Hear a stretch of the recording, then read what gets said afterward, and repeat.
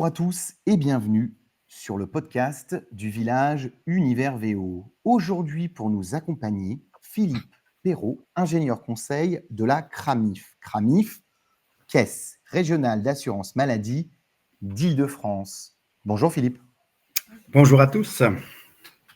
Bon, bienvenue. J'ai une première question qui est assez simple. Quelle est la mission de la CRAMIF auprès des professionnels de l'automobile et pourquoi diable venir nous rejoindre sur un salon comme Équipe Auto?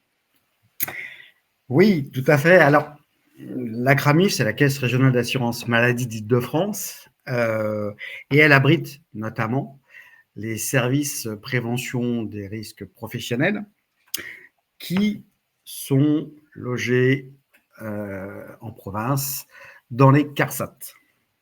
Donc, ces services de prévention risques professionnels accompagnent les entreprises. En fait, elles ont trois missions. Indemniser et accompagner les victimes de maladies et d'accidents. Donc ça, c'est ce qu'on appelle la réparation, qu'on va retrouver dans les CPAM, puisqu'elles vont s'occuper des assurés. On a la partie où on va fixer des taux qui sont des taux de cotisation, tout simplement un niveau d'assurance en fonction de l'accidentologie dans un secteur donné ou pour une entreprise quand elles sont importantes. Et puis, on va avoir la partie prévention des risques professionnels qui accompagne les entreprises sur cette partie-là, la prévention des risques et les mesures de prévention qu'on peut mettre en place dans les entreprises. Très clair, très précis.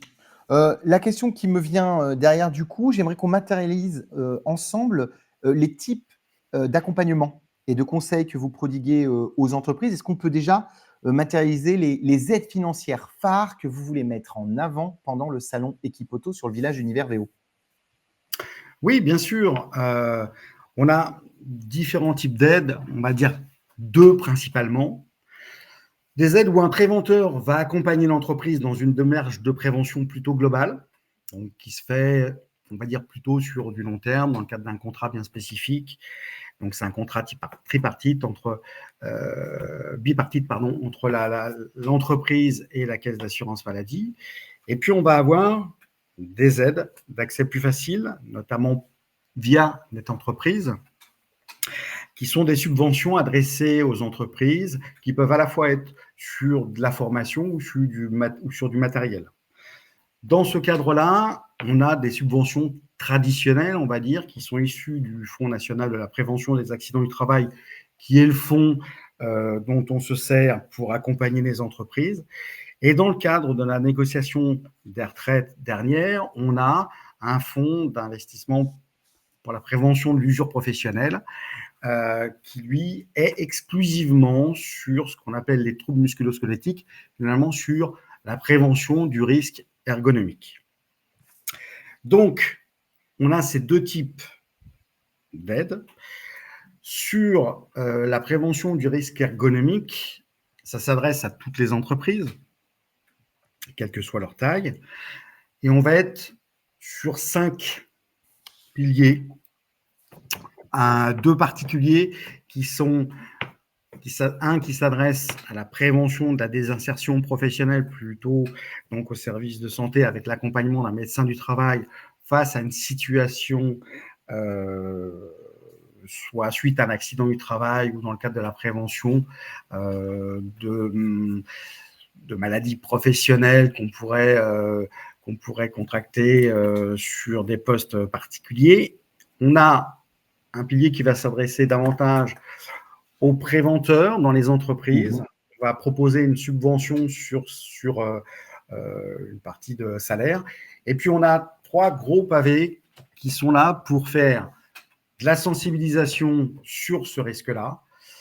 Un autre qui va s'adresser sur la formation et le diagnostic. Et puis, un dernier qui est sur du matériel, où on va aider les entreprises à acheter du matériel, donc à hauteur de 70%. Donc, il y a une liste bien établie qui va permettre aux entreprises d'acheter du matériel qui limite l'exposition au risque ergonomique. Pour l'automobile notamment, il y en a un certain nombre. Après, il y a des matériels qui sont qu'on peut retrouver partout. C'est le cas d'une autolaveuse pour nettoyer les sols, ça va être le cas de Transpalette. Mais pour le secteur de l'automobile, pardon, on va retrouver des matériels de type pont élévateur de véhicules, qui là est clairement destiné à ce milieu-là. On va retrouver des démontrous, on va retrouver de l'équilibreuse, des lèvres-roues, voilà, un certain nombre de matériels, des tables élévatrices, qui peuvent rentrer dans ce cadre et destinés donc à la prévention du risque ergonomique. Oui, bien sûr, des risques traumatiques, de l'usure au travail, qui est Exactement. fondamental parce qu'au-delà même de la qualité de vie au travail, ça permet déjà de fidéliser et d'amener plus de gens dans les filières. Et deux, ça prévient également des gens avec des difficultés, des maladies chroniques dans le futur, qui handicapent également les gens dans leur quotidien, mais aussi les caisses d'assurance maladie. Tout à fait, c'est un enjeu important pour ce secteur-là, sachant que les manutentions manuelles, dans leur ensemble, hein, c'est à peu près la moitié des accidents du travail. Donc, ce n'est pas négligeable. Même si derrière viennent ensuite les chutes de plein pied et le risque chimique, la majeure partie est quand même sur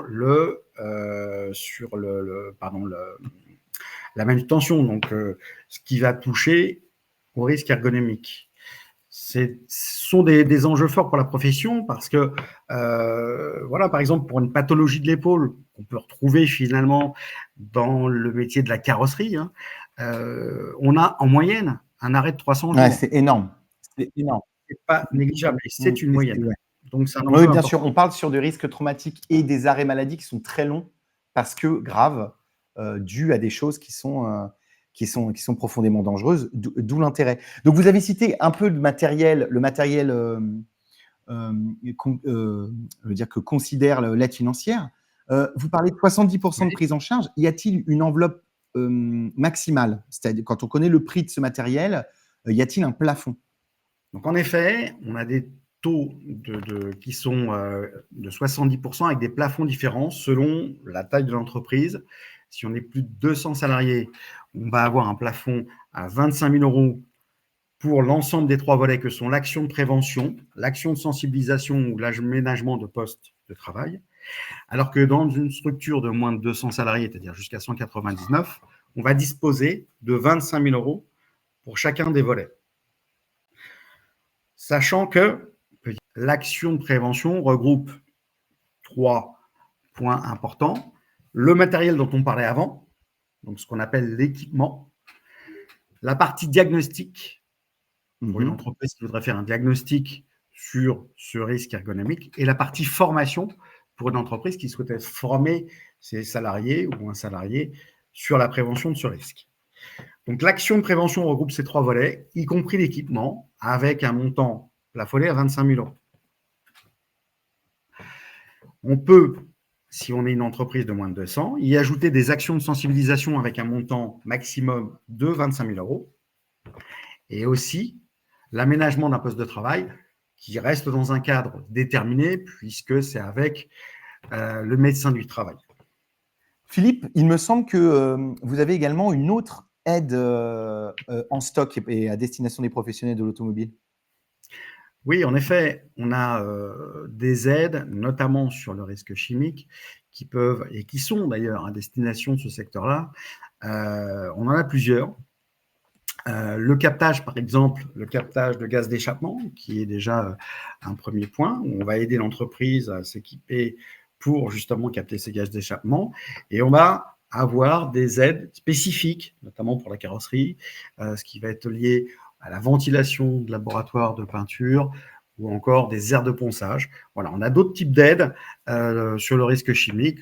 On a aussi pour accompagner les entreprises sur la prévention du risque psychosocial. Mais en effet, toutes ces aides sont consultables sur le site d'Amélie Entreprise, où toutes ces aides sont regroupées. Et on en a en effet un certain nombre à destination du secteur de l'automobile. C'est toute la raison de ce partenariat et de votre présence sur le village Univers VO lors du salon Equipoto Paris 2025.